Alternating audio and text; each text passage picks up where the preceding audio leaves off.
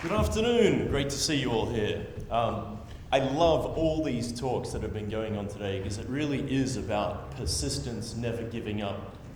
I want to talk about ambition, ridiculous ambition, billion-dollar ambition.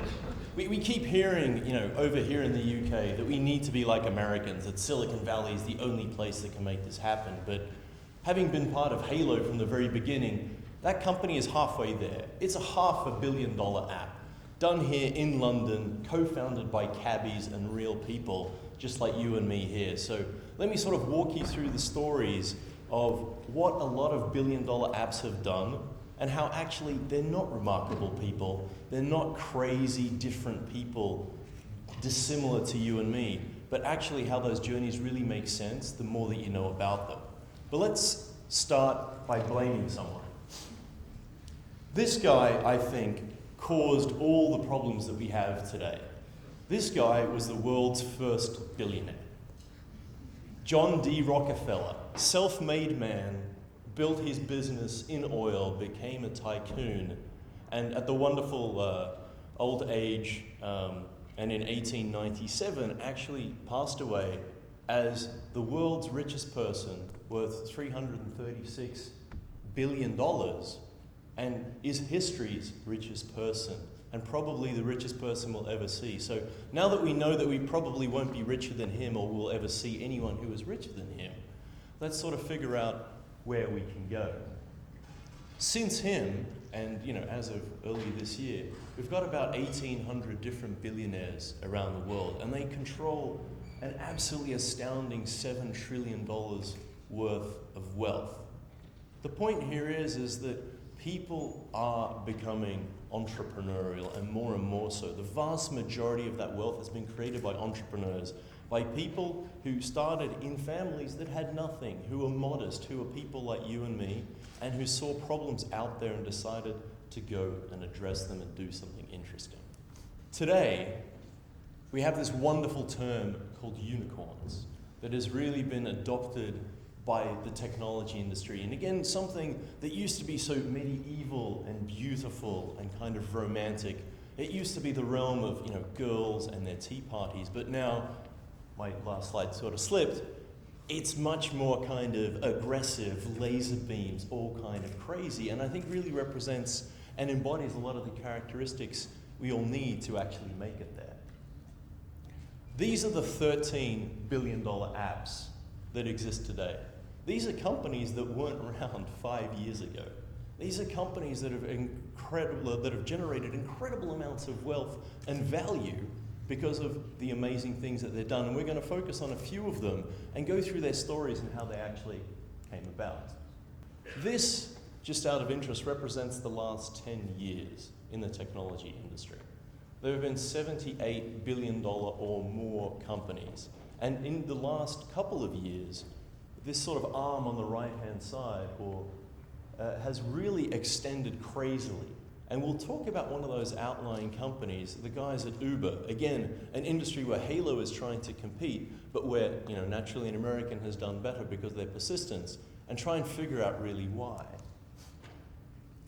One of the reasons that mobile has become such a lucrative and fascinating opportunity is because of the simple, sheer amount of time that we're spending on our devices. And whether it causes loneliness or other problems, it is one of these behaviors that's not going to go backwards. And this is the last 3 years. We have pretty much, more than double the amount of time that we're spending on these devices, and it's the people who understand this behavior and are taking advantage of it that are seeing fascinating opportunities. Astoundingly, this is actually a 2 or 3 year old slide that I put up there on purpose. It's no longer, on average, that each one of us here will interact with our smartphone 150 times a day. It's more on the order now, today in 2015, of 200 times a day that these little devices are taking over our lives and taking over our attention. And as you can kind of see, as we look down the bottom of that, whether it's around messaging, voice calls, clock, and music, the vast frequency of these kind of actions is the exact actions and areas where some of the leading mobile apps are making huge inroads. But the world is changing. The opportunities that these kind of apps had 3 or 4 years ago are quite different. The app stores were a lot smaller, the competition was a lot lower. Today, if you're starting a business like this, and I still want to infuse people with hope, but also a reality check, is you've got 3 million competitors out there. You also have 85 billion downloads, which is an opportunity in terms of how frequently people are actually downloading these apps. But here is the really challenging number. The number of apps that people have used has flatlined. It was growing until the end of last year, and we don't really see this number continuing to grow. People, on average, everywhere around the world are only opening 28 apps on their phone every single month. But the worst bit is 75% of their time, of your time, is actually focused on your top 4 apps. So when you think about these new players and these new businesses that are going out there, this is not about creating something that is going to add to the amount of time that you're spending on your phone. This is about actually displacing an existing behavior on your phone. So the competition, the mindset, is very, very complicated. Every day in the US, there are 157 million people who go to work every day. That's the size of their super active workforce.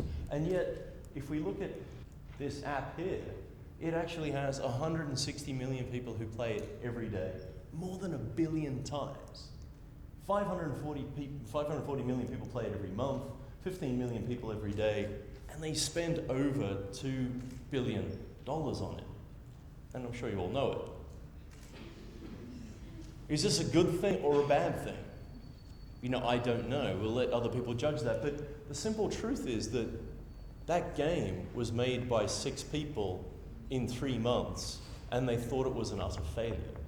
It was a small internal project for King that was launched right before Christmas 2 years ago. And actually, the team was pretty disappointed in what they did, and then they launched it in the App Store just before Christmas. Everyone went home. People went on holiday. Actually didn't come back until the end of January, and everyone thought that the analytics and measurements were broken in the game because the numbers were off the chart. Little did they know that it would actually turn into the highest grossing game pretty much of history. So again, don't be sad if something doesn't work straight away. The history of King, actually the company behind this game, was actually brewing for 11 long years before these guys actually came up with their first blockbuster game. I'm not sure whether I would have hung around for 11 years of persistence, evolving through web games, evolving through Facebook, and then finally getting to mobile. But again, persistence is a long, long journey. The guys who were the founders of this company, 4 out of the 5 founders persisted. Today, they're worth hundreds of millions of pounds, are actually happy, really nice guys. One of them left the company and was bought out for about £2 million at the time. Needless to say that he kind of regretted his decision. There are really 2 ways to kind of get into this kind of billion-dollar world these days. If you look at the companies that are really, really succeeding, one is to do something incredibly good and to do it a lot better than everyone else. But not just a bit better, it's an order of magnitude better. The other really interesting way to go about it is to actually do something that no one's really ever thought of before or done before. And these are the 2 kind of stories that I think are fascinatingly interesting. The first one, WhatsApp, really starts off with Tyler Durden and Fight Club. Jan Koum and his co-founder, the guys who started WhatsApp, actually spent 20 long years together at Yahoo. Yahoo makes all their money off advertising. These 2 guys collectively hated advertising. They hated their jobs while they were there. Post leaving Yahoo, they tried to get jobs at Facebook and Twitter. They were turned down. So they decided to go create their own company. And interestingly, Jan decided to create WhatsApp, but the first iteration of WhatsApp was actually created by him because he wanted an app that told everybody that he was busy at the gym. It was a status update app. It had nothing to do with messaging or texting. And actually for 9 months, he persisted and built this app. And people were like, yeah, it's probably not the most interesting thing. One, you probably only go to the gym once a month anyway, so we're not sure how useful this is. But he started listening to people eventually, and people said, actually, why don't you put kind of a messaging feature in there? That'd be pretty interesting. And so, we got a little bit more activity. Then what actually happened was fascinating.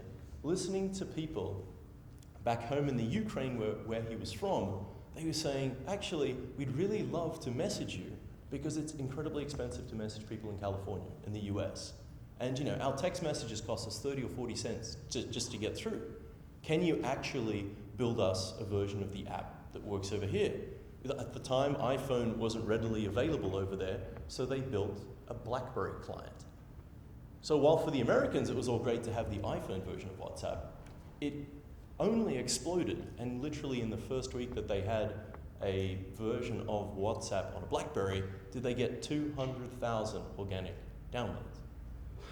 And that's where everything kind of changed. These guys became super ubiquitous, and as you can see, just because they solved a very, very simple problem, which is making SMS messaging for free, they were able to grow way faster than any other competing company, but they kept their profile nice and low. And as of January this year, these guys actually carry more SMS volume than the entire world sees on every single telecommunications company as well.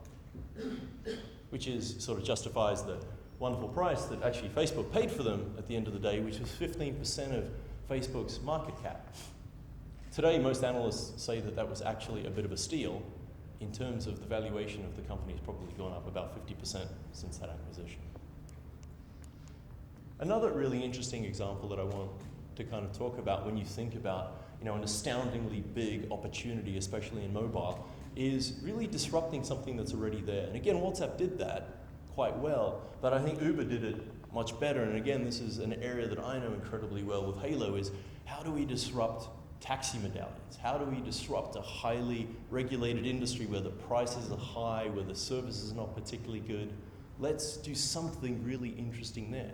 Today, the idea of picking up an app, tapping twice and getting a taxi or a black car or a private car to appear there a few minutes later is vaguely novel. It's not even particularly interesting. 4 years ago when we started Hailo, people didn't believe it was possible, both drivers and people alike. And yet you start looking at the numbers, especially Uber, this is astounding. Absolutely astounding when you compare the valuation of the company compared to whom? Compared to Facebook.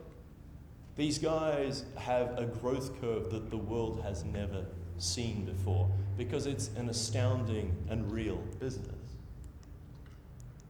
Its valuation, right now is $41 billion, right? And I think most people in this room would consider that to be absolutely ludicrous.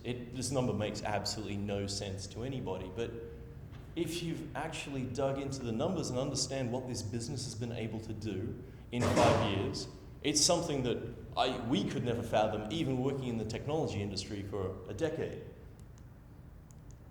They're in 45 countries, 220 cities, and they've employed, as of today, 750,000 drivers. All of that allows them to turn over $8 billion in fares last year. Does a valuation of $40 billion kind of on top of that actually make it sound that crazy? When you think about opportunities, replacing something that someone does every day, doing it incredibly well, and then figuring out how to scale it is an astounding opportunity. And when you think about the future of where their model is going, I've got a good friend who used to be in the Android team over in the US at Google, and he took one of their self-driving cars to work 3 times a week. Out of about 100 trips, he almost died once, that's fair. But in the 99 other times that he went, it was perfectly smooth, wonderful experience. Is it that hard to imagine? And I only saw this last year when I saw someone's car park itself without them even touching the steering wheel. Is it that much of a stretch to think that we're going to have driverless cars that look cute, just like that one made by Google, on the road in 2 or 3 years' time? Google has come out there and said, we're competing directly with Uber, even though they're their biggest investor. Someone is smelling a huge opportunity here. So again, the rate of change of technology and mobile is fascinating and interesting. And I think that one of the most interesting parts of it is that here in London, I think we're seeing it more. In Silicon Valley, we definitely see it. But the future is already here. There are early adopters of a lot of this technology. People understand that a lot of these things will change. And I think, interestingly, we're adopting them faster and faster. If you're looking for opportunities, and I'm always looking for opportunities to do new businesses, one thing that I came across in college when I was in the US was the 67 human universals. So these are the behaviors, the traits, and the features of culture and society of people that have now finally been documented to exist with every single culture in the world. So one of these kind of, and I've gone ahead and listed them here. Fantastic slide, very easily readable from the back of the room. But I've also highlighted the areas where people have already built billion-dollar companies. There's plenty of black text there that represent fantastic, interesting opportunities. Why is that interesting? At the end of this year, we'll have 3.5 billion smartphones around the world. There's a whole segment of the world's population that never had a PC, that never went on the internet on the desktop.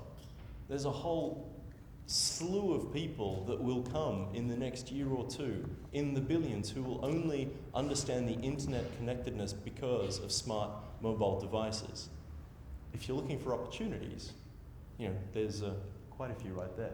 One thing that I sort of love to point out to people is that out of all the billion-dollar companies that have been made out there, across those 68 or so, the average age of co-founders, of people who started these companies, who had these great ideas, it's not 21, it's not people who graduated from Stanford University. For consumer-facing companies, it's actually 34-year-olds. And for B2B companies, it's actually 37-year-olds. These are people who have been around the block, who have had experience, who've done it before, who have had plenty of failures, but who have built up teams and experience and suddenly understood that they can really launch something and put it together. And also, again, to kind of reiterate the whole notion of perseverance and persistence, the average time to actually build one of these companies is 7 years.